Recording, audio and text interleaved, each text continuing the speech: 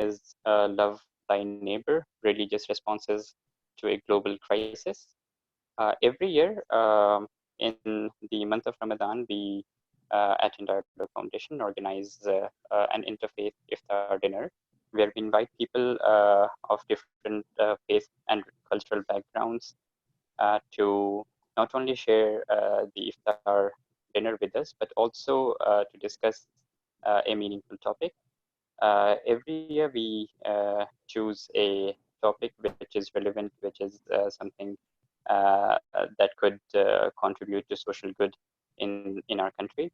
So this year we wanted to invite people who are religiously inspired and are doing relief work during this coronavirus pandemic without discriminating on the basis of religion, region, nationality, or class or whatever. So today we have a distinguished set of panelists. We have Gurpreet Kaur Basi from Khalsa Aid. You're welcome, Ms. Basi. We also have Father Anand Matthew. He is doing relief work in Varanasi. He's joining us from there. We have Giri from Hindus for Human Rights, and we have Mr. Abdullah Ahmed. He's a businessman who is voluntarily doing relief work in Delhi and the surrounding areas. So I welcome you all on behalf of Dialogue Foundation, and I look forward to your presentation. In the just to give you a sense of the format of today's program, we after the initial remarks, I would invite one of you to make the presentation first, and then after that we will have a questions and answers session for about 20 to 30 minutes. The presentation, I request you to make the presentation in up to 10 minutes. If we stick to the stipulated time, it will be convenient for all of us to talk about everything that we have in our minds. After the questions and answer session, we will have an interfaith prayer for the current crisis to get over as soon as possible. So the message out of this panel discussion that we want to give is that with the people who are religiously inspired do also do good works. Not only we shouldn't be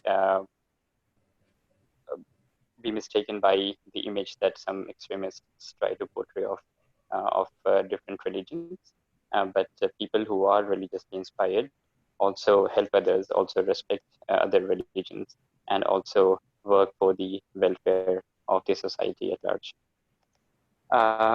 So with these initial remarks, I would like to invite Ms. Gurpreet Kaur Basi for her presentation. Ms. Basi. Yeah, hi. Thank you, Azad. And Sat Sri Akal, Namaste, Adab to all of you. And I think this is a great forum. And so thank you, Azad, for inviting me. I'm going to try to resume the presentation share. Can you see it? Is it visible? Yeah, okay.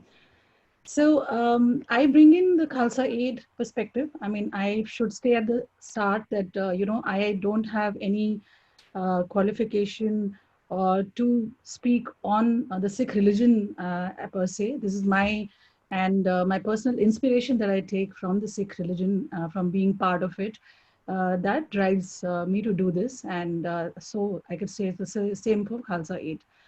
So I think when the topic of that you gave us, love thy neighbor, I think fits in like a glove to what we do, because for us, community is the world.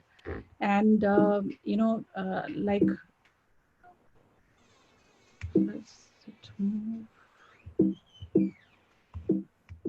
My slide doesn't go ahead. Okay, now I got it. So Khalsa Aid's been around since 1999, and we are known the world over for seva, which basically means a service to humanity. And this seva is provided to countries, to communities, vulnerable communities all over the world, whether it is Iraq or Syria or Kosovo or India, Nepal, anywhere. So this is a volunteer-led movement. I'm a volunteer with Khalsa Aid. The India chapter is headed by Amarpreet Singh. And I am in Delhi and I work as a volunteer with Khalsa Aid for the projects in NCR. And basically, what we do is that I am part of a foundation called the Super Sikh Foundation, and we are entirely dedicated towards being on-ground volunteers for Khalsa Aid. And, uh, and therefore, that is what are the activities that we are involved with. The interfaith activities that we are involved is what I'm going to take you through. So we're inspired by Guru Nanak's philosophy, who says that all humanity is one, and our mission on this earth should be for the good of all humanity. So when we say Tere Bhane Sarbadda Bhala, which means that in the name of God, we need to do everything that we can with all the means that we have through our body, through our for the money that we have, and through all our mind and soul. We need to dedicate ourselves for the good of all without considering race, caste, creed, religion, or anything. So that's what inspires us. And I think seva is synonymous with Sikhs. And because we, like some of us, others in the world, like Arabs or whoever, wear the religious identity on themselves, we carry our identity and our religion and culture where we go. And this is in a good way, because what happens is that it reminds you continuously that the meaning of your life here is to do service for humanity. And Sikhi inspires us. Sikhi inspires Khalsa Aid, Super Sikh Foundation. It inspires me. And how we are a little different. I find that every religion, everybody I think preaches the same and practices the same. What I find a little bit that we do differently is that, instead of when we say charity begins at home, most of us interpret it as saying that it begins with my family, my community, and then whatever resources or anything that else that I have, I'm going to then give it to others. But we do it the reverse way, where we say that we will do it for the larger good of the world and then go back to the community and to the families. So therefore, what happens is that the impact becomes bigger, because you're not beginning from a smaller microcosm of saying who's around us, my community, doing it for maybe only six, but we say that we need to do it first for others and then for our own selves. And here we take inspiration from our history. This is a story that is my favorite and that inspires me for everything that I do, where part of, we come from a history of being warriors. We fought wars, and that is how the idea of the saint and the soldier was born, and which is the, what do you call the system that we live by, that you've got to be spiritual, and also you've got to be strong enough to save others or do anything for others, where one person in the army of Guru Gobind Singh Ji, he would go and go and give water to people they were fighting the war against. So a lot of people would get up and say that, whose side are you on? Because we are fighting these guys. These guys are killing us. And in the night you go and you're tending to them. You're giving them medicines and water. And he would say, I see no enemy. I only see, what I see you. And I see my Guru or my God. I see the same God in them. And that's what I do. And that is the story that has continued to inspire seva for us through the centuries till now. And so now I'm also going to stick to the time. So we'll quickly take you through what we do. So what we do is that for 4 years now, we take the legacy of Guru Nanak's Langar to Ramzan by hosting something called the Insaniyat Iftar. And since 2017, we've been hosting this Iftar, and we call it the Langar, and we go to various communities to our Muslim brothers, and we host it for them. And I'm going to show you some pictures. This was at Sheikh Sarai, at one of the mosques over there, where iftar was hosted for these orphan children. and this is 2018. And all the volunteers who come and who do seva, they are all from other communities. Not one of them is a Muslim, and they love to. In fact, we have to actually tell people that we are full and we don't need any more volunteers because this is so popular and people want to be a part of it. This was at Dargah Nizamuddin, the slums around the area now, which are now infamous for, how you see how hate mongering has branded this area of Nizamuddin, which has been one of the most religious and sought after places to go to. We've been hosting an iftar over there every year, and honored back in return. When we finished the iftar, this is how they honored us. They gave us these, these yellow. We call it saropa in our language, but this is to honor us for doing the iftar year at Dargah Nizamuddin. And we didn't want to stop this year. This year, during Ramzan, the biggest challenge was how do we do it? Because we couldn't actually go and do it because of no curfew passes, with the COVID scare. But we still said that we have to be true to it, and we are continuing with the iftar. We have tied up with a local body. Iftar is prepared at a restaurant. It is another volunteer takes it over there, and another volunteer distributes and has it, served over there. And this will continue throughout till Eid. We will support the iftar at Sarai Kale Khan and Nehru Yard in East Delhi for all of Ramzan. Now, not just that, we work with the Mother Teresa's Missionaries of Charity. We work with their children throughout the year. What we do also is on Christmas Eve, we celebrate the spirit of giving and Christmas by doing a Secret Santa Christmas gifting distribution to street children. Again, there is a mad scamper for being a volunteer to do this and going and dressing up like Santa Claus and giving and distributing gifts to children. We celebrate all Hindu festivals. For every Hindu festival, we go and do a plogging drive and a cleanliness drive around each temple. We go and clean shoes to show that humility is, the biggest gift that you can to be successful in life. and and what we do is that there is a 2-day festival of humanity that we do every year. This is a interfaith seminar. It happens at Hotel Ashok, where we do a Sufi evening and basically preach that what we stand for. This festival of humanity is also a fundraiser for Khalsa Aid. It is followed by a very popular half marathon called the Super 6 Run, which collects money and aids the Khalsa Aid. So basically, this is all what we do, and we continue to do that. I think this mission inspires us. I'm sure I've consumed my 10 minutes, but I had put together snapshots of what we do. This is irrespective of communities. These are some 11 projects that are continuing. We started with Northeast Delhi when we went there, and Khalsa Aid tried to rebuild the shops and the broken carts and the lives of people which were destroyed by hatred and by violence. And this now continues at Mustafabad and Shiv Vihar, as well as the ration supply, as well as the langars in these areas. And not only there, but all over Delhi in various communities, even in a community like a red light area where these women are without any business, we support them by providing their ration, sanitary pads, etc. to these sex workers over here. And this goes on. And I hope, that we will be able to continue this service to humanity, and we'll all be inspired by this spirit of seva that keeps on going. And more power to all of you, because I'm sure all of you are doing this in some way or the other, spreading love and humanity in your own areas. Thank you, Bezad. Thank you very much, Ms. Gurpreet Kaurvasi, for your brilliant presentation. Anyone who has questions can note that somewhere, or maybe just write it in the chat box now, and we will read them to you at the end of all the presentations. So thank you once again.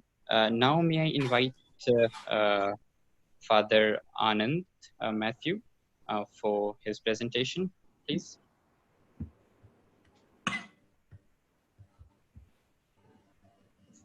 Father Anand.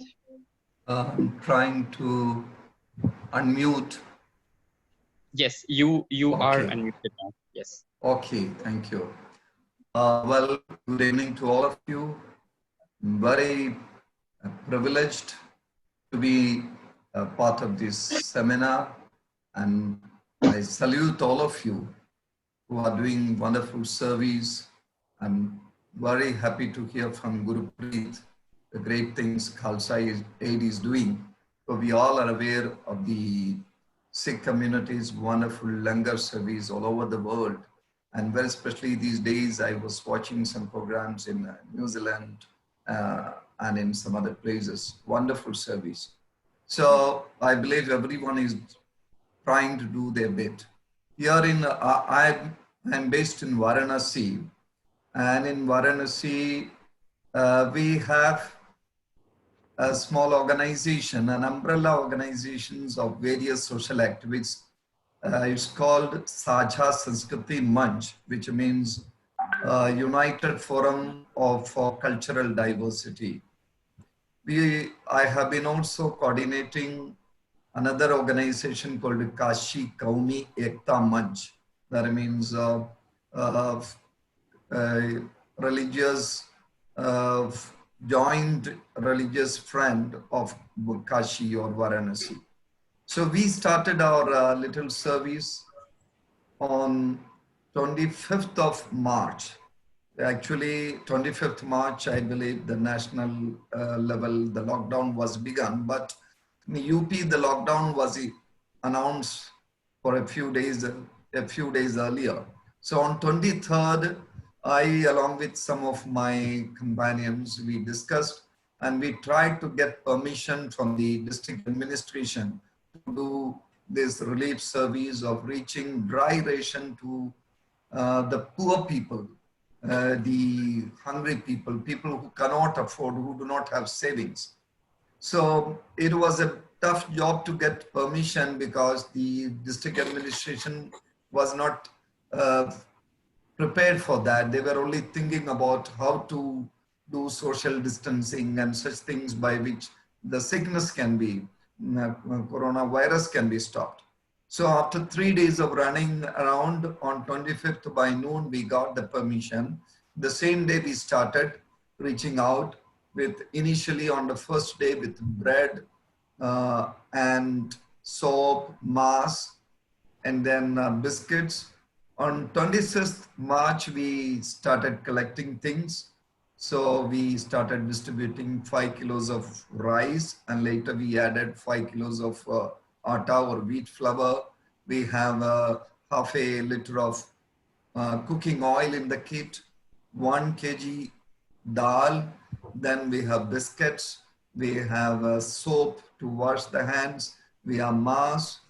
Then later it went on. So many students from the university, Banaras Hindu University, there's an organization called JAC, Joint Action Committee, a group of students who are very much socially committed. They joined, and some of the ex-students settled in Delhi and other parts of the country. And together, they started fundraising through online appeals. Funds started coming, 500 rupees, 1,000 rupees. So till today, we have collected some 19 lakh rupees and spent around almost 18 lakh. So we believe that people are generous, and we plan to continue the service. In a day, average 250 families we reach out. Sometimes it's 500 families. So we have 25 to 30 social activists along with us, and volunteers of different social organizations, individuals. So we have managed to take pass, and we have 3-4 four-wheelers, some move by motorcycles. And so far, till yesterday, we have catered to 10,854 families in the entire Varanasi district. That is in the slums and poor bastis of Varanasi city. Then in the villages where the Musahar, that is the tribals, rat-eating tribals, they are called, the nuts who perform circus on the roadside, and the other nomadic tribes live. So we reach out to them, also to the Dalits. So thus we have reached out to 10,854 families. That means it's 52,910 people. So that we maintain the register. Now we have started getting requests from the district administration, and I think they are not able to handle it by themselves. So they are passing on their list to us, and we are trying to help them. The experience has been quite good. The generosity of people and enthusiasm of the young people, the volunteers. The question is, what inspires us? What inspires me, I can share. My faith, which is not just limited to Christian faith. I am a Christian and I am a Christian priest. So we follow Jesus Christ, who had, we believe that he had a very special option for the poor, for the hungry, for the marginalized, for people who are living in the fringes of the society. So that option is something guiding me and many of our co-workers. And to make it clear that my co-workers are not Christians, a few of them are, but they are mostly Hindus, some Muslims, and people of all religions. There are Gandhians, there are also leftists, people belonging to left-wing groups. There are one or two right-wing activists. We have young people, elderly people. We have educated people. There are also ordinary, some youth. We have all varieties of people. So it's a joy working with all of them. So my Christian faith tells me that I need to have a very special option for the poor and the suffering, very especially for the hungry in these times. So we reach out to people who do not have ration cards. Although the government has orders that even people who do not possess a ration card, they be helped, but it does not work. In Varanasi, at least in the Andhra district, people who have only Aadhaar card, they could be provided, but they are not being provided. So we reach to all such people who do not have ration cards and to whom the fair price shop things do not, the schemes of the government doesn't reach. So in the Holy Bible, Jesus tells a parable about the last judgment day, that in the end of the world, God will come in the form of a king or something, because he puts it figuratively, and the righteous people will be made to stand on the right hand side and the unrighteous people, the evil people, on the left. And the king will say to those on the right, when I was hungry, you gave me food to eat. When I was thirsty, you gave me drink. When I was naked, you gave me clothes. And when I was in the prison, you came to meet me, visit me. When I was sick, you came to take care of me. When I was naked, you gave me clothes. And the people who are on the right side, the righteous people, will ask this question: Lord, when did we see you as hungry or naked or sick? And when did we give you food? We do not remember. Then the Lord will tell them that whatever you did to the least of my brothers and sisters, that you did to me. Which means whatsoever you do to the marginalized, the poor, the hungry, that you are doing to God. So that is our faith. We try to see God in the poor. As we say, God, we call it in our Indian terms, Daridra Narayan, or Manav Seva, Madhav Seva. The service of the poor is the service to God. So that is what inspires me and my Indian culture, the Indian ethos also. And as we are people of interfaith organizations, regularly relating to them, celebrating the feasts of all religions. And we have had a culture of celebrating iftar during the Ramzan fast. For the past many years, we used to organize it in the central jail once during the month, in other centers. So this year we are not able to do that, but we are providing a special kit of ration to the rosedars, those who are fasting. Every day we identify the poor Muslims, the rosedars, and we reach a special kit of ration which includes date, khajur, then besan, chana gram, and then papad, and all such things which are required for the evening iftar. And for the morning sahar, we give bread and also powder milk. So we believe that is helping them for the morning starting of the fast as well as breaking of the fast in the evening. So I believe our mission has to be to look beyond our religion. And that is what Jesus teaches us.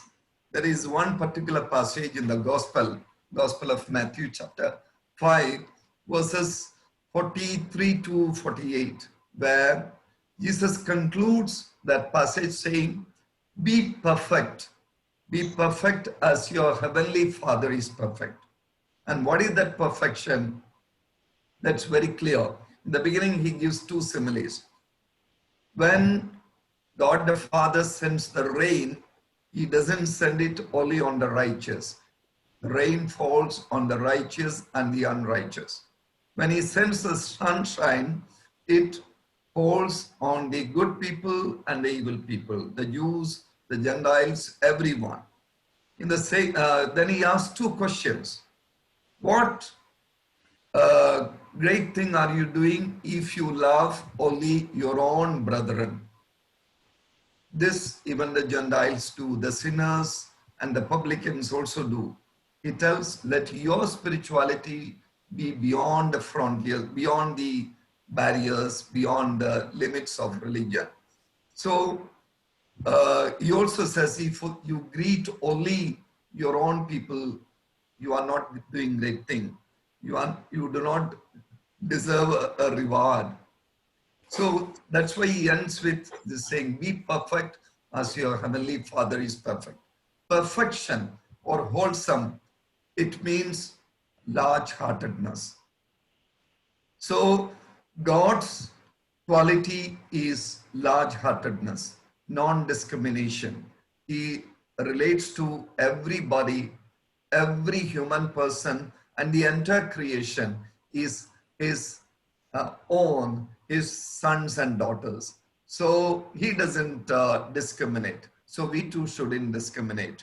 And of course, as I said, when we say that non-discrimination, there is a special option, not option based on faith or community, but faith based on the strata of the people, special option for the poor, special option for the marginalized. The word religion, as its the root word is religare in Latin, which means binding, joining. And I believe that our faith should lead us to bind or to join ourselves, to join a human with the divine, as well as a human and human. So I'm also inspired by a quotation from the Bhagavad Puran, which says, Ayam nija paruveti gananam laghu chetasam udara charitanam tu vasudhaiva kutumbakam. That is my culture.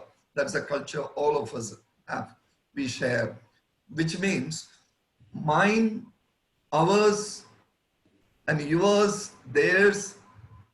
People who do these type of calculations, they are of small mind. Their mind is narrow. But those udara charitanam tu vasudhaiva kutumbakam, which means people who have a large heart will consider the entire world as one family. And I believe that is one part of the one point of inspiration which helps us to move. And I'm very Father, much if inspired. Yeah, yeah, sorry to interrupt, but we are running out of time. yeah, sorry. Yeah, 2 more minutes, maybe. please go ahead. Yeah. Yeah. No, you can finish in maybe one minute. You can take 1 more minute, and if you want to. Yes, I am very much inspired by a definition given by religion, and the best definition is given by Goswami Tulsidas. Parahit saris dharma nahi bhai, par pida sam nahi admai, which means the kindness to the other, charity given to the other is the best religion. And any hurt done to the other is the worst.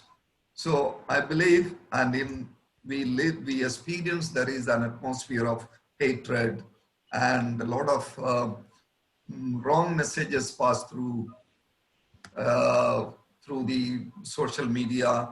So we are trying to combat that by spreading love beyond the limitations, beyond the barriers of one's own communities. So our service is beyond the limitations of religion and communities. And I'm very happy that so many people, people of all religions are joining in this. Thank you. Thank you very much, Father Anand Matthew, for joining us and for your brilliant presentation and also the great work that you're doing. Thank you very much. May I remind the audience that if you have any questions for any of our speakers, you can write your questions in the chat box. Please identify yourself, write your name and the city or country you are based in. If you have your question for any of our presenters, please write that as well, that my question is for Father Anand Matthew or for Ms. Gurpreet Wasi or the other 3 speakers that we will have now. So please, you can write your questions there, and at the end of all the presentations, we will read out your questions to our presenters today. Now, moving on, may I invite Mr. Giri from Hindus for Human Rights for his presentation, please. Mr. Giri.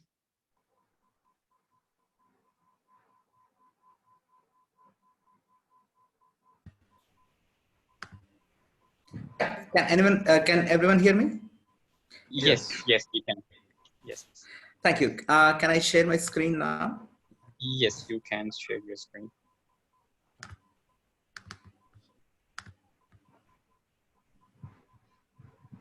And how do I slideshow?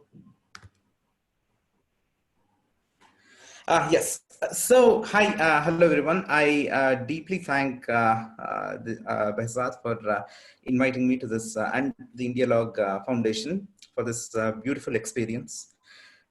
In these times, this is much needed. A guidance from faith in all there's various relief work happening all over the country, and the anchor given to all this work is from faith. And we seldom get opportunities like this to share our faith perspectives, even when we are, even when all of us are doing relief works at various different levels. I'm part of 2 organizations, Hindus for Human Rights. I'm one of the co-founders, and Paigam. I've been co-founders of both of them. Hindus for Human Rights is primarily based in the US, but we are also very slowly conducting our activities here in India too, and Paigam is completely based here in India. And primarily all my activities, social relief activities, has been through both of these organizations. My relief efforts actually predate the COVID lockdown a little bit. When the unfortunate riots broke out in Delhi in February, right when the riots were breaking out, I was part of an emergency response team. And during that emergency response, I was actually taking phone calls from people were from the affected parts in Northeast Delhi were calling in live, and I could actually listen to their plight. And in many instances, I could actually hear chants of Jai Shri Ram happening in the background as people were terrified people for their lives were calling in to just ask for any kind of support at that minute. That left a deep impression that made me deeply question my responsibility as a practicing Hindu. Was this my faith to terrify a whole community? And shortly after that, I actually got an opportunity to, through the works of Paigam, we actually visited the various different areas affected by the riots. And the picture that you're seeing on the screen right now left a particular impression in my mind. When I went into that house, everything was charred. And there was this one bicycle that was standing there. This was, by the way, on the 21st of March, just before the lockdown happened, 1-2 days before the lockdown happened. And this image has been a very haunting one for me. I don't know why, but you just saw this one charred bicycle parked in a corner of a house, as you can see, that has been completely consumed by flames. And the very next day, the lockdown happened. And we started getting all these calls from including the houses that were already burned. And you could only imagine what people would have been going through. First of all their possessions, everything that they owned, including cash money, everything has been burnt to rubbles. And then the entire country shuts down. And then on top of it, there is this natural pandemic that is happening all around us. So it's not just one sober, there's like 3 different layers of crises happening right here in our nation's capital to a whole community. In this context, one is really hard pressed to question, what is the role of your faith in this grave context? Of all it's really hard to encapsulate the Hindu thought of the Hindu. There are so many different schools of faith. The one that I'm deeply guided by is the Vedantic one. Of all the different school of thoughts, many of them trace their abstract origins to Vedanta. This one particular image that you're seeing here, this is actually a stone sculpture taken from an ashram in Bangalore, and it is inspired by a story. It's by a Vedantic story. And as you can see, there are 2 birds here. One bird is engaged in the action of eating. And then there is another bird engaged in the act of contemplation. But it turns out that there's only one bird in all. It is the one single bird that is actually contemplating on both these actions. It is the one single bird actually watching itself doing the action, and at the same time watching itself contemplating on that action. Going back to what Father Anand said in his remarks, it is very easy for us to get into the binaries of good and bad. Yes, we are doing a lot of relief work. Yes, we have been able to procure bags and bags of ration. Yes, we have been able to reach many ailing families. We have reached close to 3,000-4,000 families through our group. And we have also we're also very active in coordinating a lot of the relief work. But even as we're doing all of this, the one thing that keeps coming back is what leads a self to indulge in such actions that even brings us to this point. Like the whole question of indulging in a particular action, and then the whole question of what is the role of contemplation in engaging in that action. Those two questions just keep coming back to me, even as I'm receiving multiple calls from various different parts of Delhi. And even outside of Delhi, we are getting calls of how to coordinate relief, Now, and this is also like a process from which one learns continually of how faith should guide this process. Why I chose this one particular picture is, this is again a picture from one of the affected families in Northeast Delhi. If we actually look at the contrast of the kind of quote unquote relief work that we are providing, it's exactly this: rice, dal, ration, basic food grains that we are providing to people. And yet, just before all of this started, here we are ransacking each other's houses. Here we are ransacking another human being's existence in the name of another faith.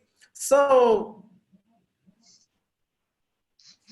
even as we are doing all of this, we cannot but for a minute forget the impact of what just transpired immediately before the shutdown. And these meetings like these are very, very, very essential in bringing about a collective conscience of how to move forward without forgetting any aspect. Thank you. Thank you very much, Mr. Giri, for your presentation. Now, moving on, can I invite Mr. Abdullah Ahmed to make his presentation? Mr. Abdullah Ahmed is a businessman, and he holds master's degree in journalism from a mass communications department, Jamia Millia Islamia. Mr. Abdullah.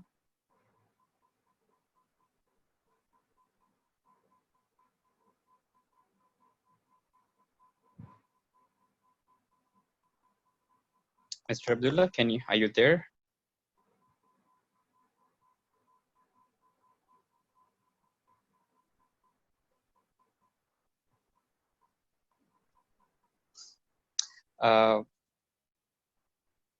I think there's a problem with his, okay. Okay, I think the host has to unmute him.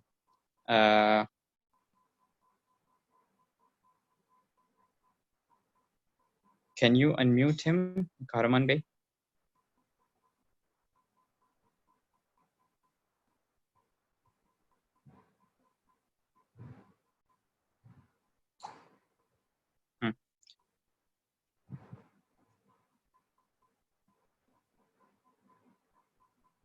I think you're unmuted now.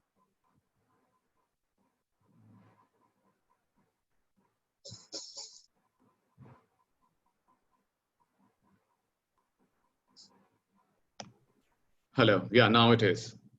Yes. Okay. Okay. Yeah. Slight technical glitch. Thank you so much. Well, thank you, Behzad Bhai, for inviting me. I seem to be the least qualified amongst such veterans who've done amazing work that we've been hearing all this while. Mr. Giri, Father Anand Matthew, and Gurupreet Wasi, they've done really, really amazing work. And I feel myself as the least qualified out of all these in terms of what I've done. But what I have done is something that I do every year that I'm obligated to.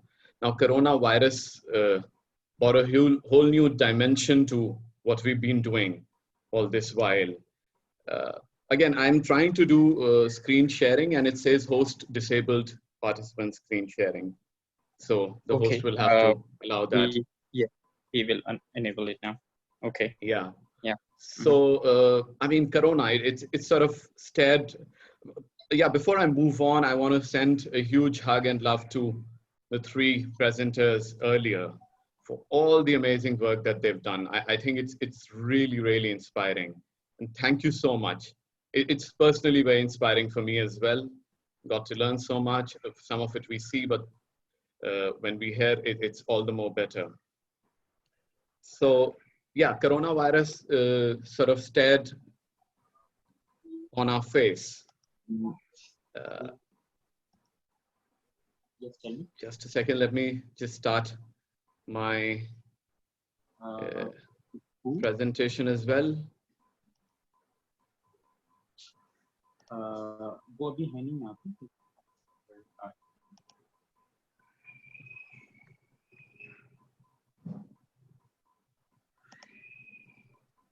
Yeah, so this gave us an opportunity to realize how short life is, and how nothing is certain, and what we need to do. So what I was hugely inspired about is my religion, is my teachings. And that's what I'd like to share here with all of you. I mean, we hear humanity first, we hear we are all one. Indeed, we are. We are all sons and daughters of Adam and Eve. And as Muslims are told by Prophet Muhammad, that and the teachings of Holy Quran, that life is an examination, and like Father Anand said, that there will be a day of judgment when eventually all of us will be presented. And on that day, imagine, Prophet says that a believer's shade on the day of resurrection will be his charity. On the other hand, Prophet again says, peace be upon him, that none of you have faith until you love for your neighbor what you love for yourself. And none of you have faith means, for me, I wouldn't be a Muslim if I wouldn't love for me what I love for my neighbor. And neighbors are not just your immediate door neighbors, next door neighbors. It's a global world now, it's a global village.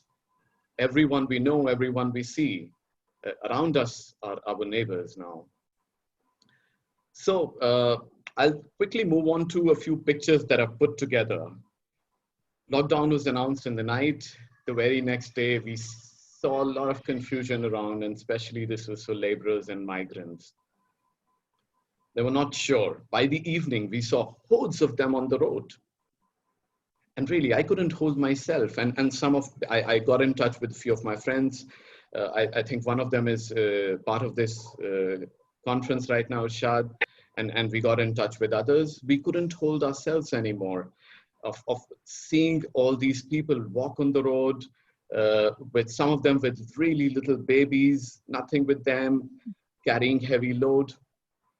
By evening, we had our passes made. And yeah, the second day from when lockdown was announced, we were on road. One day we went up till Parichok. I live in Delhi, quite close to Noida, the part which is quite close to Noida. So we went up till Parichok. We saw hordes of people walking, some going from Noida. I mean, some were talking about going to Chhatarpur, Madhya Pradesh, Jhansi, Lakhimpur, Gorakhpur, all over the place. And there were really, really small children with them, in mothers carrying really small children. Some were children really walking. So we tried to do whatever best we could. And the next day again, we were out.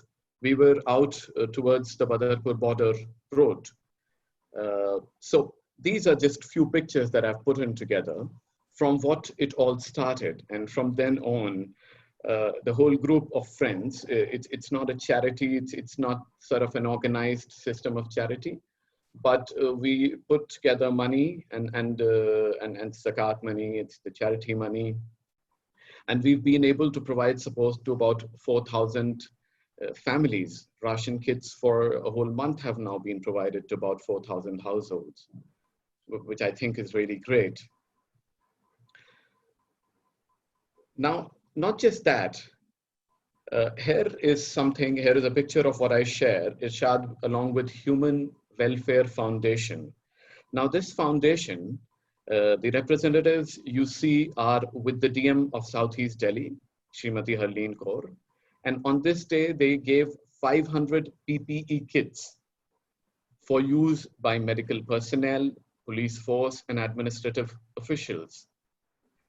In the next picture, you will see that again, this is the same group, but now as part of their Vision 2026, and I'm referring to the page to see 10,000 high quality masks, 5,000 gloves, 500 bottles of 500 ml sanitizers, 8 gallons of 5-liter sanitizers. So it's just a few of the numbers that they gave to the administrative officials.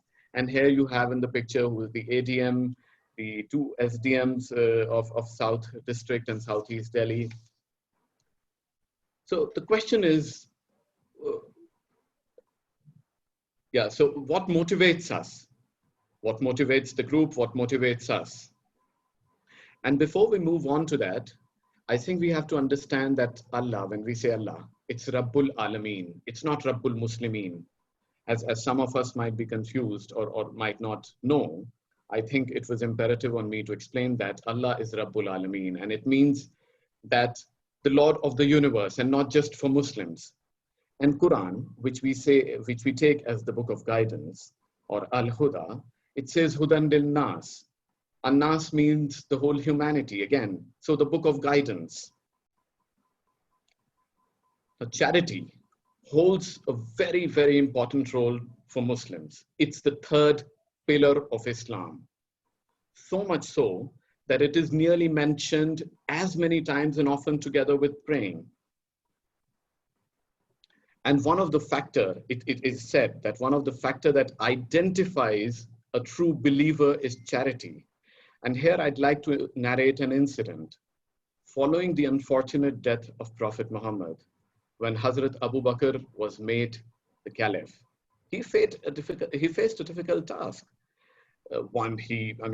Prophet Muhammad was Prophet Muhammad, and then he had to all of a sudden be responsible while not exactly having that authority. One of the things that happened was that some of the Muslims said that we will pray, but we will not give zakat. To this, Hazrat Abu Bakr was very clear.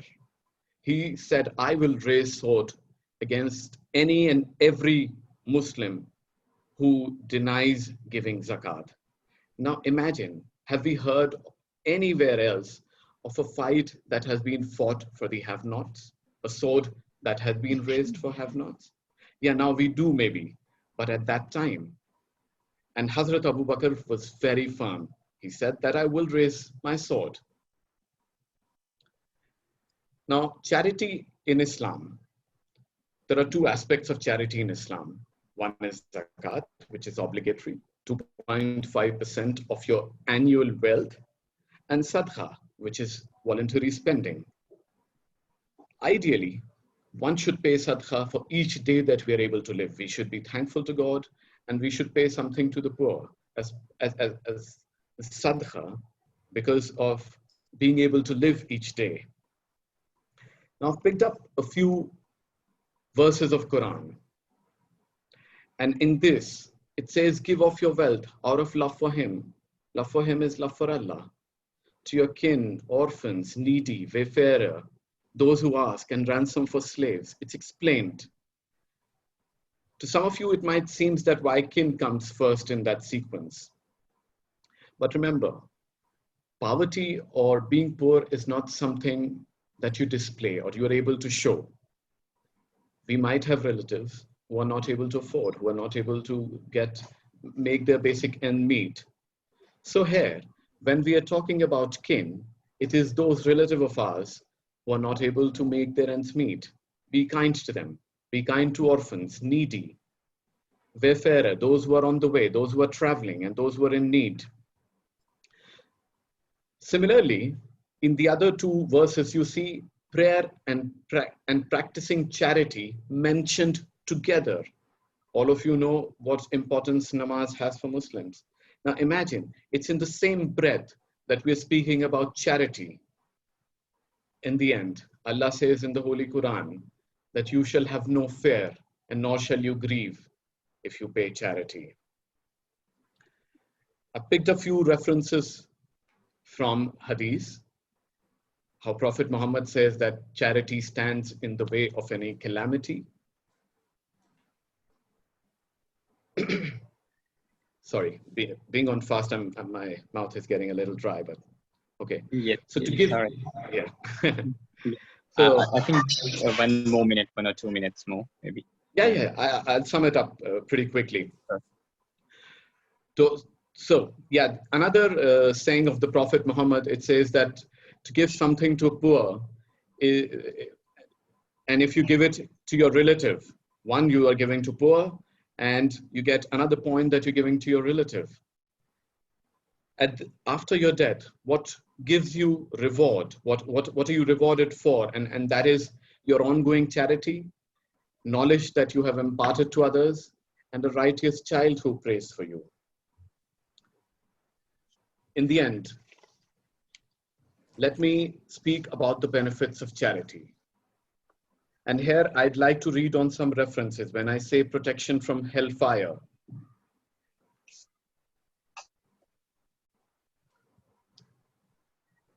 Prophet Muhammad, peace be upon him, protect yourself from hellfire, even by giving a piece of date as charity. Increases, when it is said that it increases what Allah grants you, Allah the Exalted says, spend, O son of Adam, and I shall spend on you. As we've seen earlier, it prevents calamities, and charity elevates your status. As Prophet Muhammad said, that charity does not in any way decrease the wealth, and the servant who forgives, Allah adds to his respect, and the one who shows humility, Allah elevates him in the estimation of people. And last but not the least, it is to seek pleasure of Almighty. Now, I'll quickly end my presentation with a messaging that is going around in the community at present. And here in that messaging, I think it's a beautifully made poster by a group that is doing an amazing job in getting these messages across. They say avoid Eid shoppings. I mean, among other things.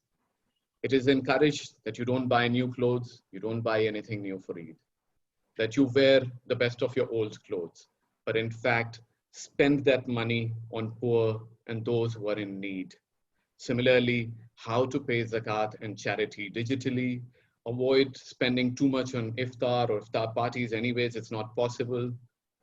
So I end my message with that, and with a prayer that may all the good work that we all are doing, whether it's Ms. Gurpreet, Giri, Father Anand Matthew, and us, that may all this good work be accepted by the God, and we somehow get rid of this coronavirus. Thanking you so much. Thank you so much, Mr. Abdullah. Now, finally, may I invite Ms. Subi Duper from URI, United Religions Initiative, and may I request the host to unmute her, please. Ms. Subi Duper works for an interfaith organization called the United Religions Initiative. It's a US-based organization which is active in more than 100 countries across the world, including India. So the floor is yours, Ms. Subi. Thank you so much, Bezat, and I'll just keep my presentation really short because I'm sure its time is very close to opening the iftari. Yes. So I will very briefly, in around 5 minutes, just try and wrap up the work we are doing. So before I begin, I'd just like to read something that has been an inspiration to me and has also guided our work all along. And this is a famous quote by Rumi, and he says, find your place and close your eyes so your heart can start to see. When you give up being self-absorbed, your being becomes a greater community. So, so many beings, as part of our organization, United Religions Initiative, we are a bridge builder, a connector, and a convener, wherein, as part of the largest grassroots interfaith community around the world, we basically connect people who can help and who require help. But it's not as simple as this. It's more about how religion can basically address a social problem. So using religion as a tool or as a pathway or a medium or a road which is yet to be channelized and convened in beautiful ways. We have been convening and bringing together all different faith-based organizations to counter the problem that has arisen due to this lockdown at the moment. And there have been several ways through which we have been doing. I would be very happy to share some of the pictures that we've been doing, but yes. So we have reached around 3 to 4 thousand families since the lockdown began by distributing relief ration kits and sanitary and hygiene kits to people. The beauty of this has been four important things. One is that all of this has been brought together by the community and community of faith-based organizations who are helping people who are from different religions, caste, class, creed, ethnic backgrounds. So that's a very, very beautiful bond that we're trying to create. Talking of the bond, it is completely and solely based on the idea of trust, wherein we are looking at people who are just bonding, or let's just say in this time of physical distancing, are rather soul connecting by just reaching out to each other to help with all the resources possible. And in this process, we have actually reached out to some of the most difficult and hard to reach out communities, which, for example, people who have HIV, people who are suffering from TB, Hep C, people who have been using drugs, and also people who generally, because of the punitive system, find it very extremely challenging to stand in long queues. Specifically amongst those are women who have been um, in prostitution, or they have been sex partners because of the kind of conditions that they have been facing for a long time. And while there is this whole we are catering to issues of immediate nutrition and hunger, there's also a subset part of looking at mental health needs, women who are also facing domestic violence, women who are now at home and are not just catering the needs of their families, but also their own sanitary needs. So I think all of these subsects, which I would be very happy to share with everybody on this call, and we are out with our latest newsletter, and I'm will share it with Behzad, and he can probably forward it to everyone on this call. Not getting into too much details, but these are some of the broader packages that we have been looking at, because we understand that lockdown, when it means for people staying at home often are not the best safe spaces for a lot of them. So we've been looking into these details and intricacies as well. um, the second initiative that we've been really, really looking at, and I think this is one of the questions that somebody probably asked also on the chat, is how do we counter negativity?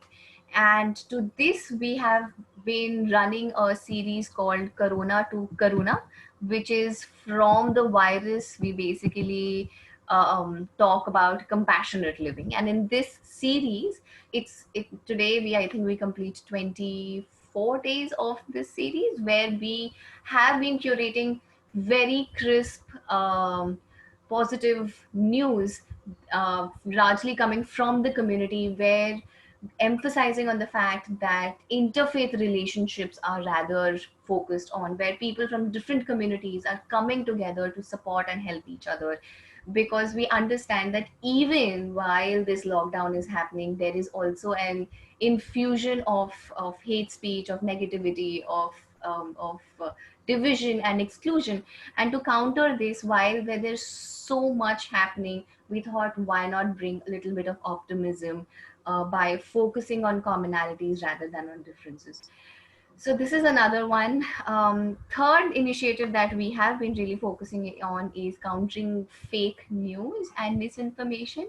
We have been, kind of checking across messages that we receive on WhatsApp, because the WhatsApp University, which is, like much free of cost, and people can easily apply to it and get admitted to this university. It is also one of the major sources of misinformation, which often causes much more of violence, hatred, and chaos than we can actually imagine. And I have also been like a personal victim to this. So I understand, not just from my own experiences, but also from the Delhi Riot experiences where we had been working. And since my presentation focuses largely on interfaith relations during COVID, these are some of the examples that I'm presenting to you. Last but not the least, I would just like to sum up this whole thing by saying that there are a few other spaces that we have been promoting and that we have been supporting our members and our member organizations, which are more than 1,200 grassroots communities around the world at this point in time. We have been coming up with special hobby classes where people, who are have a skill in themselves, whether it can be gardening, singing, dancing, photography, anything, but just making a clan, sharing a positive space with people in and around their area. And because of the vast network of URI, there is always somebody you can actually map out to if you log into URI and see who's near you. Our relief work has also, because of this whole effort of bringing people together, convening it, making a larger platform that people could access, we've not just catered to places in Delhi, but they also include places like Gorakhpur, Lucknow, Panipat, Bhiwadi, and Gurpreet ji has been one of the kind, people who have also supported us during this entire lockdown period, and I'm very grateful. So yes. Can you wrap up in a minute? Yes. So I just wanted to thank everybody, and we shall continue our efforts with the help of everyone. And I just would like to reach out to everyone and say that we all want to rush back to our normal self, but do consider what is important and what you want to take back to your new normal. So I hope that you take empathy, compassion, and love for your neighbor to the new normal. Thank you so much, Behzad, and all the very best to all other participants and speakers. Thank you. Thank you very much, Subi. Now we have some questions already for some of our presenters. But before I ask the questions, may I request the audience again, if they have a question for any of our presenters, they can write their questions in the chat box. While doing that, please identify yourself, write your name and the city you're based in. And if your question is for any particular speaker, please mention that as well in the question. Now the first question is from Irshad Khan, and he has in fact two questions, one for Gurpreet Vasi and one for Father Anand. So the first question is for Ms. Gurpreet Kaur Vasi. The question is, Khalsa Aid goes everywhere to provide relief, even in war zones, for example, in Iraq and Syria. What challenges you face while serving in the war zones? This question is for Ms. Gurpreet Kaur Vasi, and may I request the host to unmute her, please. So I think the first challenges of the volunteer safety, because you can't help people without being seen as taking sides. Even closer home, I remember that even with Northeast Delhi, when we were out there providing food and, you know, figuring out how to help those who had lost houses and lives. And you had regularly people coming and threatening you, saying that, oh, you're helping this community and you're not helping that community, you're pro this. And we had to actually suspend the relief work for a few days because we were fearing that, you know, somebody is going to come and attack us. Sometimes the attacks also come from within the community who say that, you know, why are you helping this community? Why don't you help your own community? Why don't you work in Punjab for the Sikhs? Why are you know, going to Syria and Iraq and Turkey and wherever else? So it is an ideology that you're trying to fight against. We don't take political sides. We don't get into the business of right and wrong, saying this one is right or wrong. We see a humanitarian need, saying that these guys are refugees and they have nobody, no government or nobody coming to come and protect us. So how do we reach there? How do we give them the basic unit of food, medical aid, water, facility to pray, maybe, you know, women getting sanitary health tools? So that's what we look at without figuring out whose side we are taking. And sometimes that leads to a lot of fear and then obviously hatred. And the only way we counter that is by constantly talking and telling people that, you know, we see people as humans and you're not helping A versus B, but everybody. Thank you very much. The next question is from Fazul Islam. He says, my question is that no religion teaches hatred, but so much negativity is out there in the name of religion. And in such difficult times too, what does the speakers have to say? So anyone if wants to volunteer, maybe Gurpreet Kaurvasi, if you want to address this I question. actually wanted to say that. And then, yeah. So I think we hate people because we fear them. And it's universal, it's psychology, it's not religion. So I think every religion teaches you to love. And it is only when we fear. And fear, I think, is a result of several things. When you don't know enough about anything, you're afraid of them, that, you know, they'll take our culture away, they'll take our jobs away, they're different. So therefore, I think the only way to counter hate is that if everybody talks about knowing each other, nobody lives in isolation within their own communities. If you reach out, not only from people to know, wanting to know about other people, but as communities, we also become very closed. So, you know, as people who understand this, we should propagate that all of us should talk more openly about our cultures, about our religion, so that people know us, and that is the only answer to, to get rid of hate.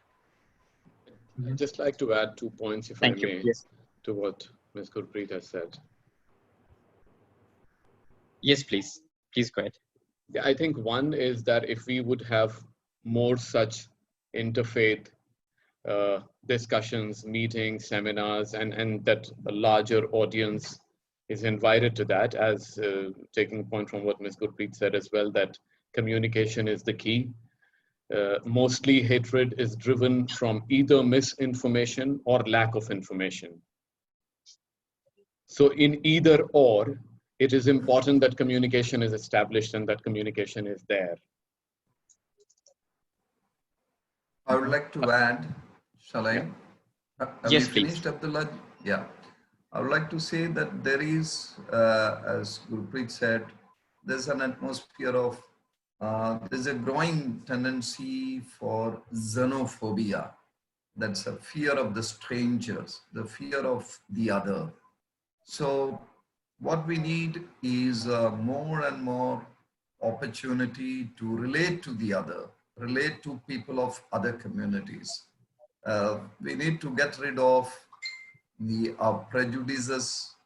Prejudices happen because of rumors. Prejudices happen because of the distance. We need to bridge the gap between the communities.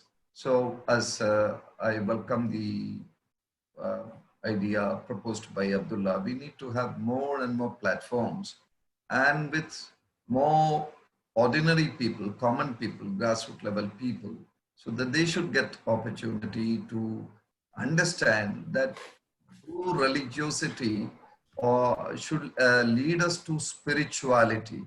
And the spirituality is beyond the religions, and if religion does not take us to a level of spirituality, all that is irrelevant, meaningless. So we should all strive for spirituality, and which is there very much in all the scriptures, all the scripture quotations from the Quran, Holy Quran and other scriptures is so beautiful. That takes us to a higher level of spirituality, and that's what we need. Unfortunately, we are our country and the people all over the world, religions are teaching more and more communalism, more and more ghetto mentality, and this xenophobia. Thank you. I wonder if Giri has something to add to it. Yes. Well, this is a very, very important, deep question. And the solution for this is also only going to be very, very long term. The other major aspect of this is that there's a deep class angle to this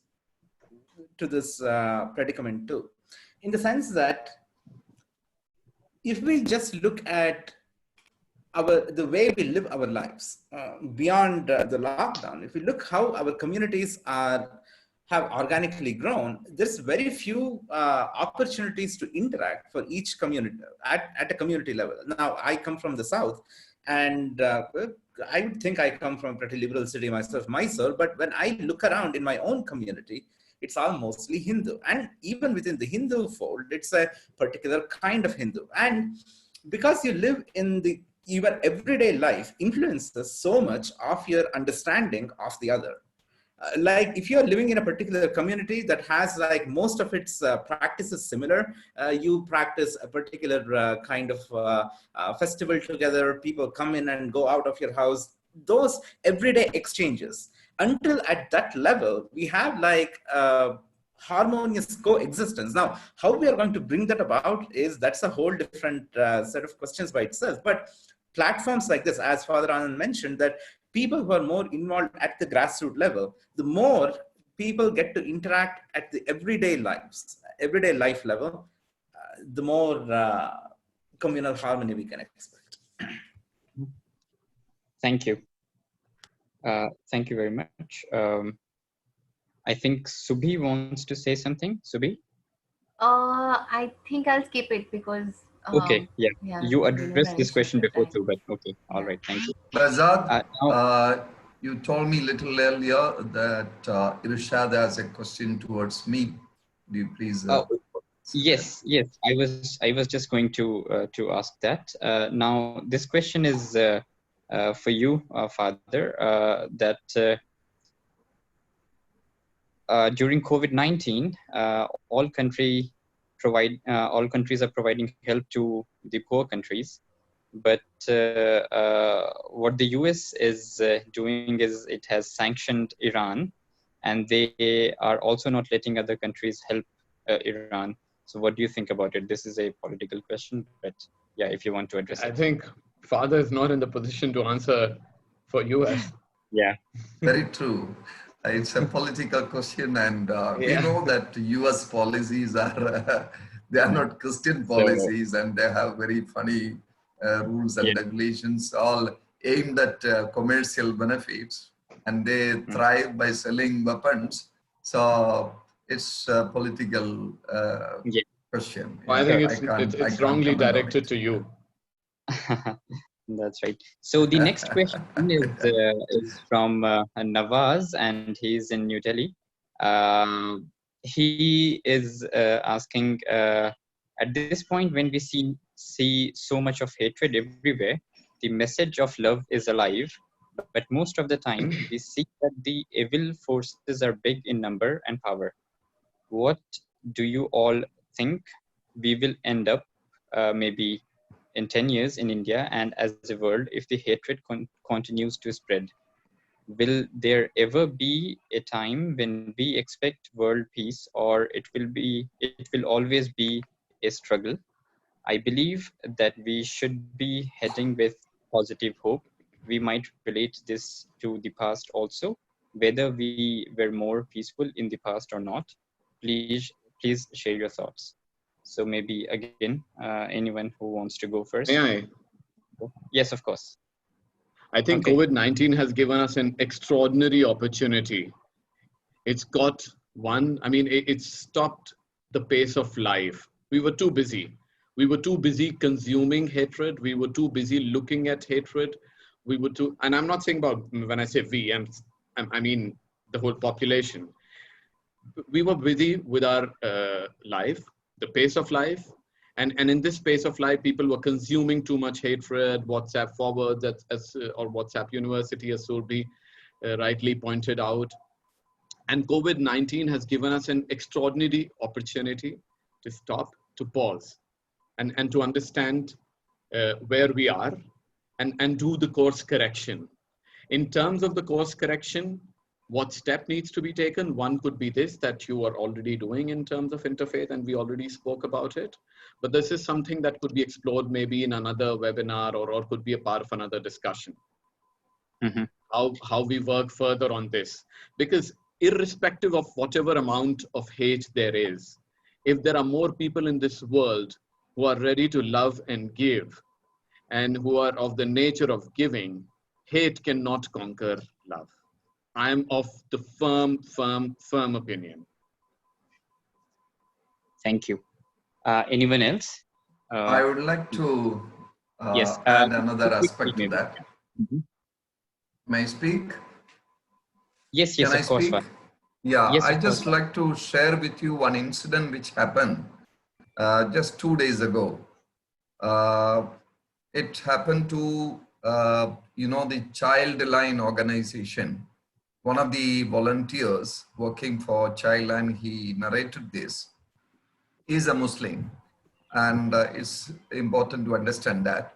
So he, in his office, a lady came, say a Brahmin, poor Brahmin lady, and said that she has been a daily laborer.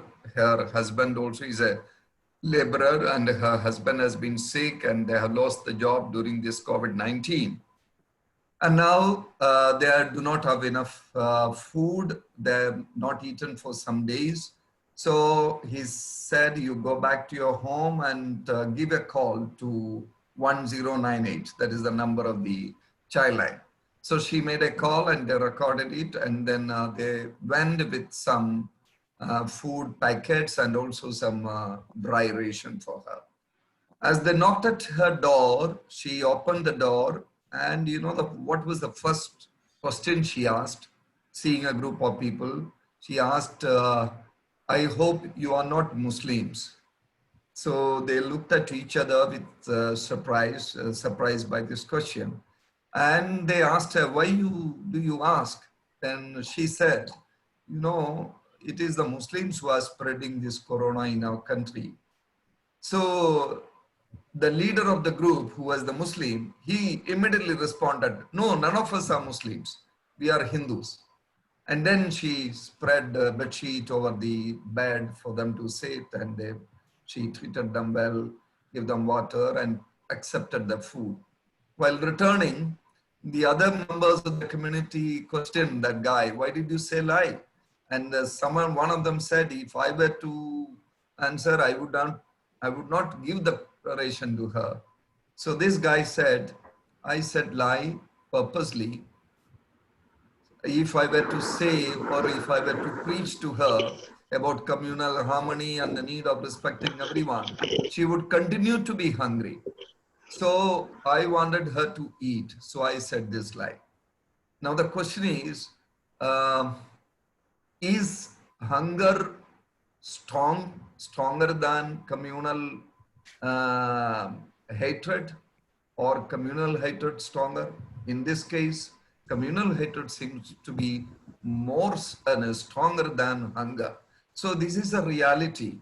Even people in the peak of hunger, they are looking for community, identity, and all that. It's very, very sad. So I think it will take time for this atmosphere of hatred to disappear. We all need to work very hard along with mitigating hunger and this corona illness. We need to work very hard at destroying this virus of hatred, virus of doubt and xenophobia, as I said earlier. Thank you, Father. Does anybody want to add something here, or quickly maybe? Okay. So moving on to our next section, it is after the presentations and the questions and answers, we will conclude the program with an interfaith prayer. We have faith leaders from 4 different faith traditions, and they will be saying prayers from their religious scriptures for this crisis to get over as soon as possible. But before that, let me quickly brief you about In Dialogue Foundation. In Dialogue Foundation is a Delhi-based international peace and dialogue organization. It works to promote interfaith and intercultural dialogue. It was established in 2005 by a group of Indian and Turkish nationals. It routinely organizes conferences, panel discussions such as these on issues that are considered to be important and relevant during the time we are organizing it. In Dialogue Foundation is affiliated to the transnational civil society organization called the Hizmet Movement, which was started by a Turkish Islamic scholar who is now based in the US. His name is Fethullah Gülen. The movement, the Hizmet movement itself, is present in more than 160 countries across the world. It works in the field of education. It runs schools, dormitories, hostels, and coaching institutions. Likewise, it also runs dialogue organizations, one of which is In Dialogue Foundation. And also it runs relief organizations. So in these 3 areas, the Hizmet movement is very, very active. And during this coronavirus pandemic, the movement itself, the movement was inspired by an Islamic scholar, as I just mentioned. The movement is deeply rooted in the Islamic tradition. It is inspired by the religion of Islam, but it is faith neutral in its manifestation. So the activity that the movement is doing across the world, it is not only for Muslims, but for everybody. It works to serve greater need of the society, not the greater need of the Muslims. Just briefly talking about the activities maybe that his movement is doing during this coronavirus pandemic. In India too, we are doing some relief work. We are distributing food packets to people in different areas. And also in Germany, for example, these are just some of the examples that I have on my mind that I want to share with you. In Germany, the organizations affiliated to the Hizmet movement or the sympathizers or volunteers of the movement, they are running a campaign there for the elderly people. They have announced that they can do shopping for them, as it is unsafe for them to come out on the streets. From one of the institutions that Hizmet movement runs, they announced it on their social media page that the younger volunteers of the movement can do shopping and buy medicines and other necessary things for the elderly people during this pandemic, as it is unsafe for them to do it. And likewise, in different countries, the volunteers of the movement are making masks, face masks, and providing it to hospitals, to the emergency workers, police officers, and other emergency workers during this pandemic. So these are some briefly about the activities that the Hizmet movement is doing. And of course, I'm sure if you want to read and know more about the movement and In Dialogue Foundation, you can just search it online and you will find enough resources, or you can write to me and I can share literature on the movement with you. Thank you to all the speakers, the presenters. Now moving on to our final section of today's discussion. We have four people from four different faith backgrounds who will say prayers from their respective religious traditions, faith traditions. Starting with I would like to invite Swami Shyama Chaitanya. He will say a prayer from the Hindu tradition for this crisis to get over as soon as possible. May I again remind all the people who will be saying prayers that you have for about 2 to 3 minutes for the prayers. So please take your time so we can finish in time. Thank you. Swami Chaitanya, can you hear me?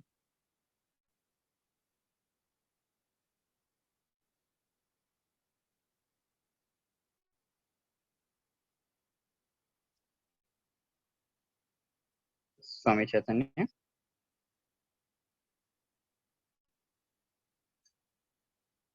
Sir, your voice is, your microphone is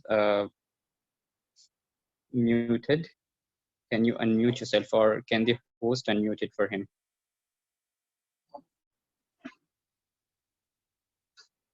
Shyama Chaitanya's microphone. Can the host unmute it for him if it is unmuted from your side? We can see him, but his voice is not coming because his microphone is muted.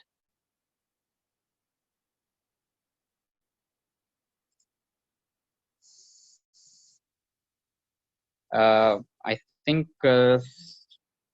Swami has to do it himself because the host has unmuted him.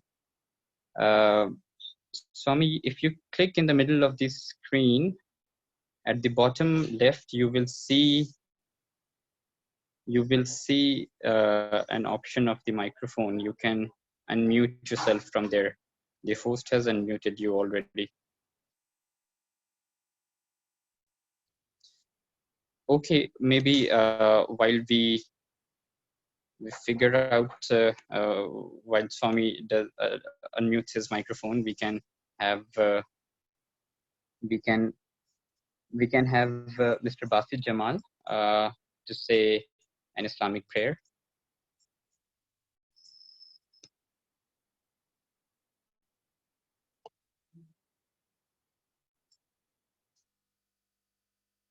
Mr. Basit? Yeah, my microphone was muted. Yes. Now I think you can hear me. Yes, I can. It was a lovely conversation, lovely discussion, and I'm glad I attended it. And thank you so much, In Dialogue, for inviting me for this. So, seeing the times we are going through, the coronavirus spread, I will make some prayers which are around healing, curing, recovering from disease and sickness. I'll first, these are prayers from either the Sunnah of the Prophet, that is the Prophet used to pray these, or the last two prayers that I'll make will be from the Quran. And I'll also give the translation in the end.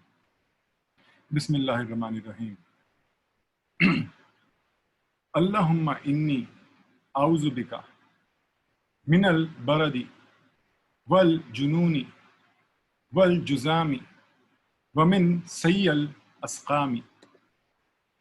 Allahumma rabbin nas azhabal basa ashfi wa anta shafi la shifa illa shifauka shifa la yughadiru saqama. ربنا آتنا في الدنيا حسنة وفي الآخرة حسنة وقنا عذاب النار. بسم الله الرحمن الرحيم.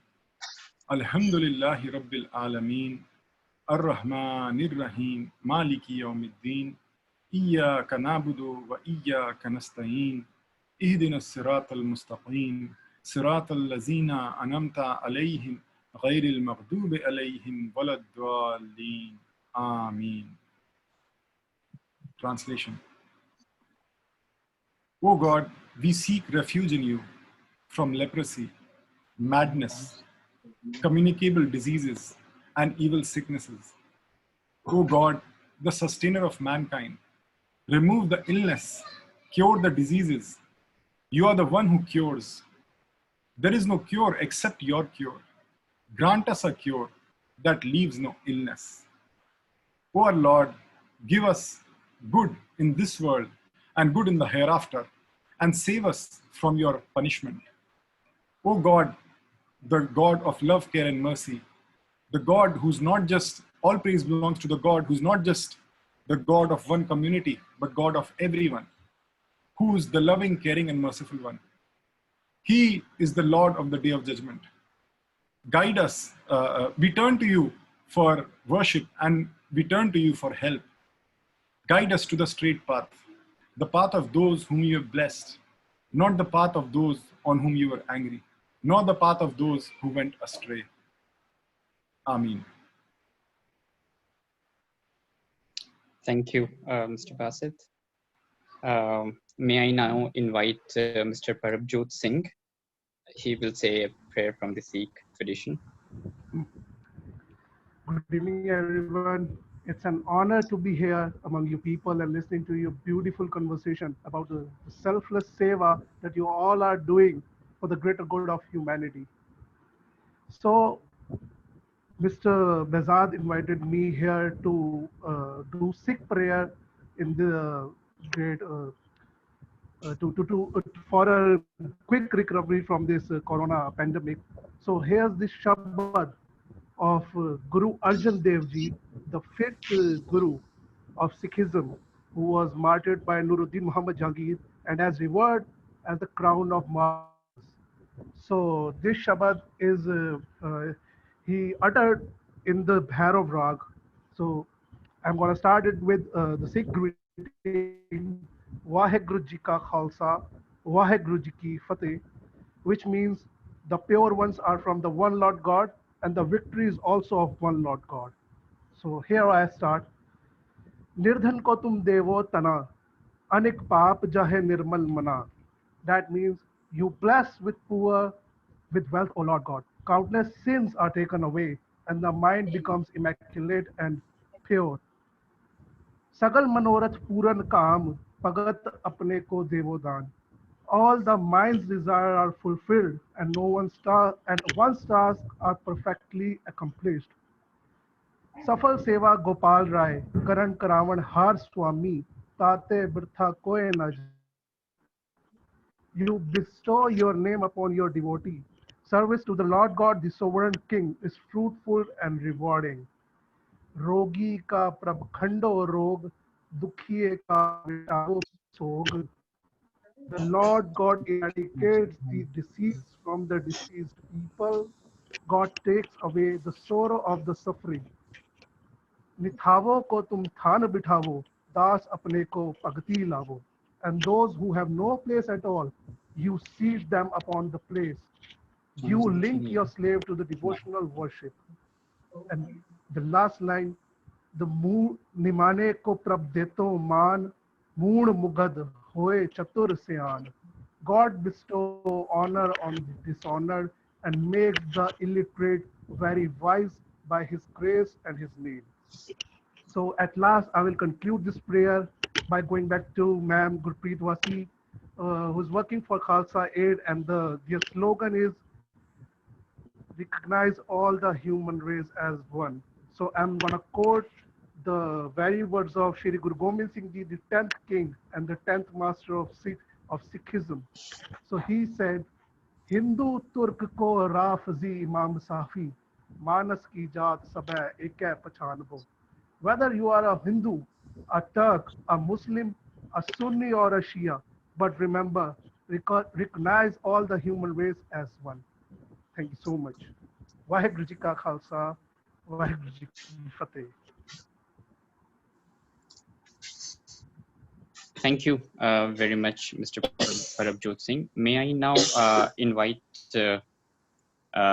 Jitendra Kothari to say a Jain prayer.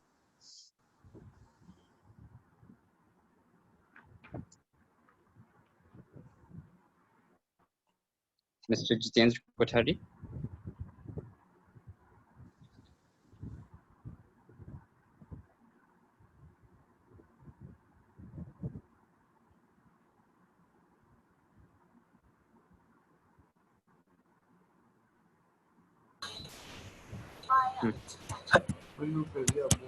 Mr. Kothari?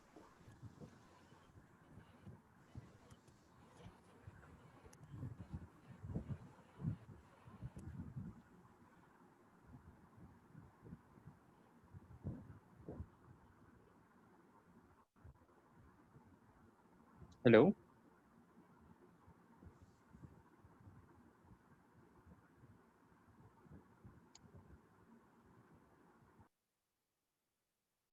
Okay, I think we have some problem with his microphone too. Okay, can we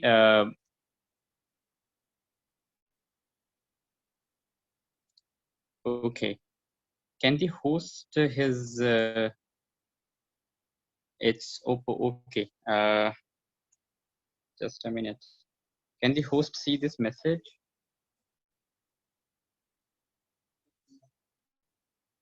Hello. Yeah. Oh. Hello everyone. मैं जितेंद्र कोठारी जैन धर्म से related आपको prayer पहले मैं सुनाऊंगा और उसके बाद में उसका मीनिंग्स भी बताऊंगा। प्रेयर है प्राकृत भाषा में जो हमारे जैन आगम होते हैं उसमें आदि मंत्र के तौर पर उसका प्रयोग किया जाता है। नमो अर्हंताणम, नमो सिद्धाणम, नमो आयर्याणम, नमो उवज्झायाणम, नमो लोये सब्ब सहावनम। इसको नमस्कार महामंत्र के तौर पर भी हम पहचानते हैं। इसमें जो प्रथम पद्य है नमो अर्हंताणम, उसका मतलब है कि मैं अर्हतों को नमस्कार करता हूँ। अर्हत यानी प्योरनेस, पूर्ण पॉजिटिव रूप और सर्वज्ञानी। ऐसी जो आत्माएं हैं वो किसी नाम विशेष नहीं है, किसी भी धर्म की आत्माएं क्यों नहीं हो उनको मैं नमस्कार करता हूँ। नमो सिद्धाणम का मतलब है कि जो आत्माएं मोक्ष जा चुकी हैं, परमात्मा बन चुकी है, उन आत्माओं को मैं नमस्कार करता हूँ। नमो आयुर्याणम का मतलब है कि जो अर्हतों के द्वारा, सर्वज्ञानियों के द्वारा धर्म बताया गया है उसका वर्तमान में जो मार्गदर्शन करते हैं वे आचार्य, उन आचार्यों को मैं नमस्कार करता हूँ। नमो उपाध्यायानम का मतलब है कि मैं उपाध्यायों को नमस्कार करता हूँ। उपाध्याय वे होते हैं जो ज्ञान बताते हैं, हमें जैन आगमों का ज्ञान करवाते हैं और जैनिज्म के सिद्धांतों के बारे में बताते हैं। उन उपाध्यायों को नमस्कार करता हूँ। नमो लोये सब्ब साउनम, नमो लोये सब्ब साउनम का मतलब है कि लोक के सर्व साधुओं को मैं नमस्कार करता हूँ। उसमें किसी धर्म विशेष के लिए नहीं है, हर धर्म जाति के जो साधु हैं, संत प्रवृत्ति के हैं, उनको नमस्कार करता हूँ। इस महामंत्र का जब इस प्रेयर का हम प्रयोग करते हैं तो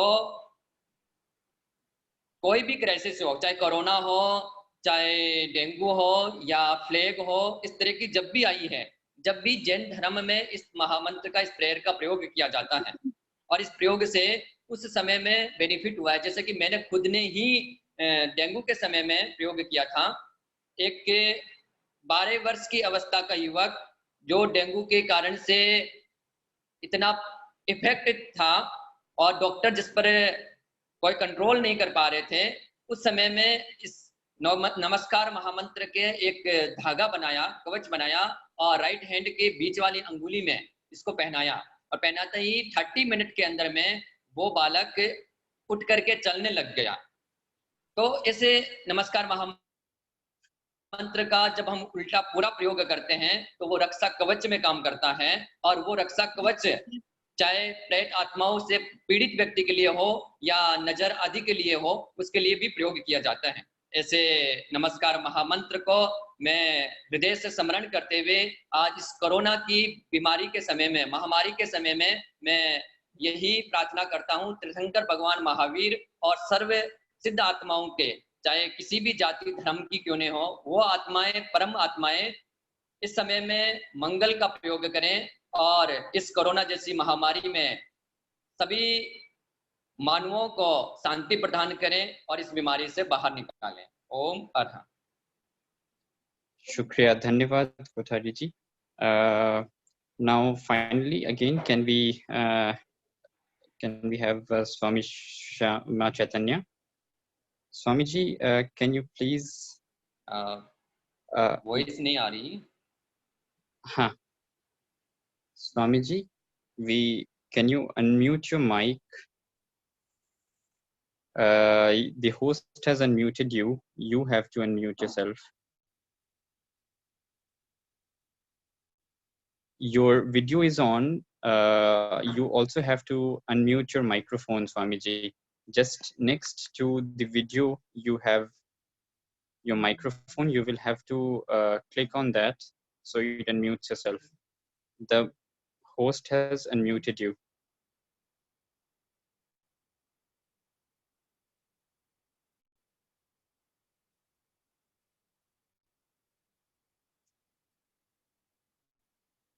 Okay.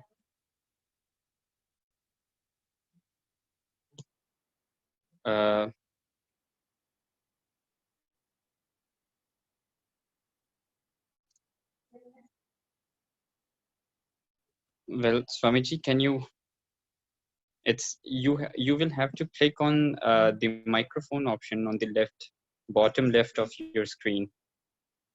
There is a sign of microphone. You just have to click on that and it will unmute yourself. The host has unmuted you.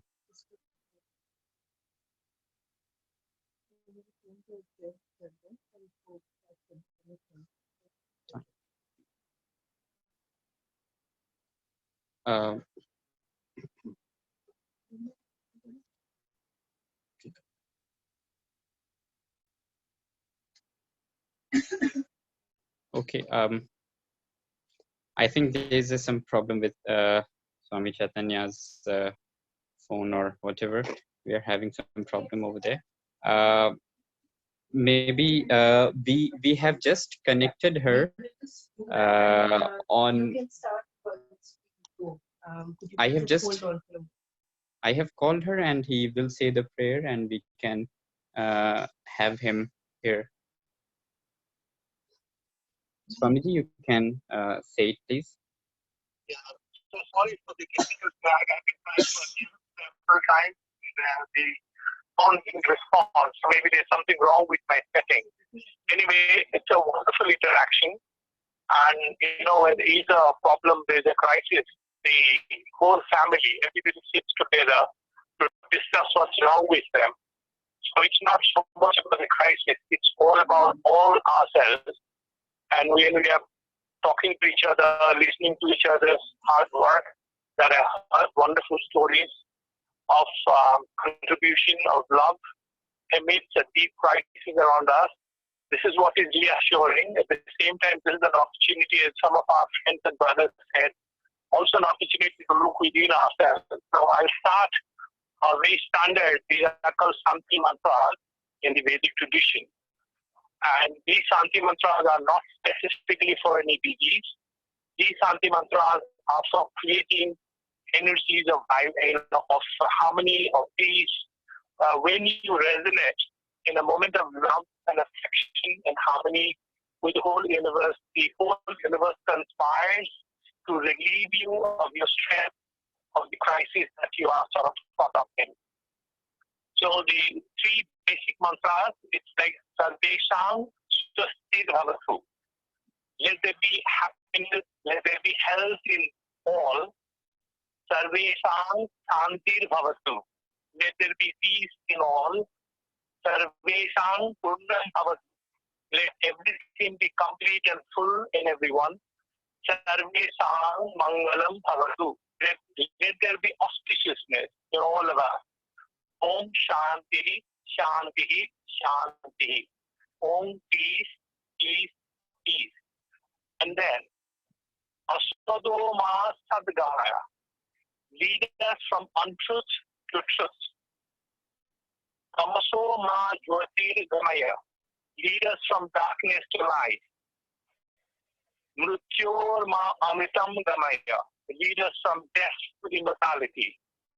Now, here's the crux of the Vedic scriptures in these three lines.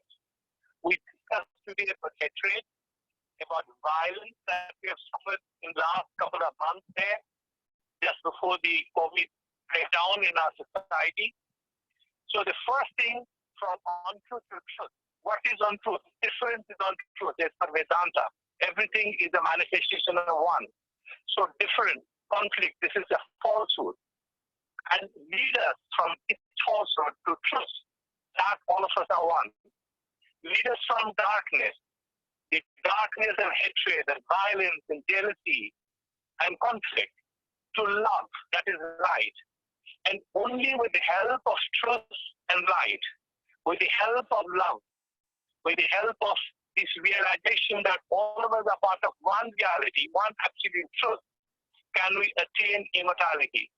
False prayer without cleansing the self, false prayers without cleansing ourselves of our own consciousness, the tainted consciousness, we will not get results. That is the hint in this prayer. So I'm so happy that we had a chance meeting at Delhi, but I'm so happy to be part of your meeting today because you are bringing all of us together to sit together, physically dislocated from each other, but spiritually at the same point of time, at the same space of spiritual consciousness. It's a wonderful opportunity. Thank you, everyone. The last prayer is Sarve Bhavantu Sukhina. Let everybody be happy. Sarve Santu Niramaya. Let everybody be free from all kinds of diseases and sickness. Sarve Bhavantu Sukhina. Sarve Santu Niramaya. Sarve Bhadrani Pashyantu. Let everybody see is auspicious, because if the consciousness delves towards what is unreality, if the consciousness moves towards it's us versus them, then you cannot get liberation. Then you cannot get peace. That is the last sentence. That means there is dukham. There is lack of happiness. There is so much of pain and frustration because our consciousness is not guided towards truth and light and auspiciousness. Om Shanti Shanti Shanti. As one of our friends who is doing good work has suggested that we need more interaction, I hope that we will organize another interaction where I think all of us from our respective scriptures bring in the best elements of love, of compassion, and share amongst ourselves, because most of the people who are moved into this violence are kind of blind, and you have to remove the blindfolded state in which they are through truth and love. Let me stop here. My love to all of you, and I'm praying for all of you. Let's pray for the rest who are still in blindness and in ignorance. Thank you all. Om Shanti, Shanti, Shanti. Thank you so much, Swamiji. Thank you. And I'm sorry for the technical glitch, but it happens sometimes. So thank you so much for joining us, Swamiji. And so with this, everyone, we would like to conclude our today's panel discussion. I hope you enjoyed it and found it meaningful. Now it's time almost for iftar. In 2-3 minutes, the Muslims will be breaking iftar. So that's our tradition. Every year in Ramadan, we organize such panel discussion, and we break the fast together with people from different faith backgrounds. But of course, this year it wasn't possible for us to come together physically, but virtually we were together. So I am really grateful for all of you who joined us today. I look forward to your participation in our future events as well. And I wish you a healthy life, and please stay safe. Thank you very much.